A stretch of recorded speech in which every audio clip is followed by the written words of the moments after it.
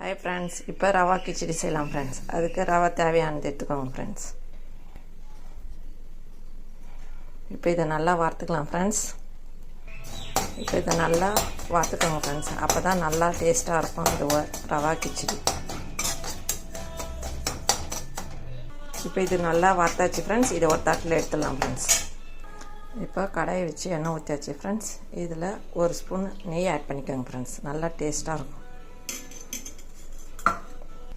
இதில் கடுகு ஆட் பண்ணிக்கோங்க.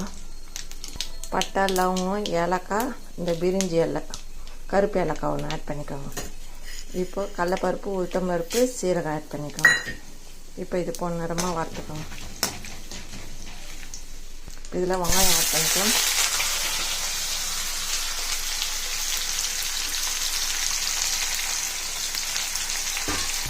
வெங்காயத்தை நல்லா வதக்குங்க. அப்போ தான் டேஸ்ட்டாக இருக்கும் இந்த உப்புமா. இப்போ இதுக்கு தேவையான அளவு உப்பு ஆட் பண்ணிக்கோங்க. கருவேப்பிலை ஆட் பண்ணிக்கோங்க.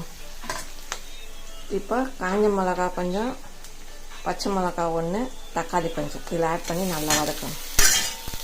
இந்த தக்காளி நல்லா ஸ்மாஷ் ஆகட்டும், அப்போ தான் டேஸ்ட்டாக இருக்கும். இப்போ இது கிச்சடின்றதுனால இந்த மஞ்சாத்தூள் கொஞ்சம் ஆட் பண்ணிக்கோங்க. பெருங்காயம் ஆட் பண்ணிக்கோங்க.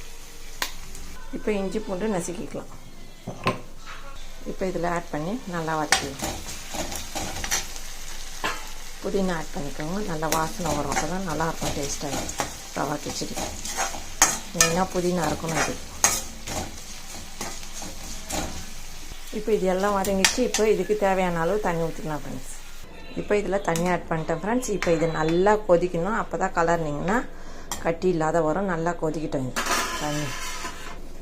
இப்போ பாருங்கள் ஃப்ரெண்ட்ஸ், இந்த மாதிரி நல்லா கொதிக்கணும். இப்போ ரவை கொட்டி கலரிடலாம் ஃப்ரெண்ட்ஸ். அப்போ தான் கட்டி கட்டியாக வராது இருக்கும்.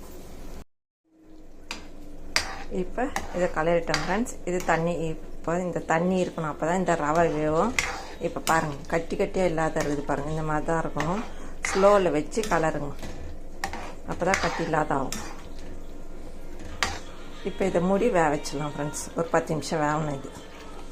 இப்போ இந்த ரவா கிச்சடி ரெடி ஆயிடுச்சு ஃப்ரெண்ட்ஸ். இந்த வீடியோ பிடிச்சிருந்தால் லைக் பண்ணுங்கள், ஷேர் பண்ணுங்கள், சப்ஸ்கிரைப் பண்ணுங்கள் ஃப்ரெண்ட்ஸ். டாடா பாய் பாய். மீண்டும் அடுத்த வீடியோவில் சந்திப்போம்.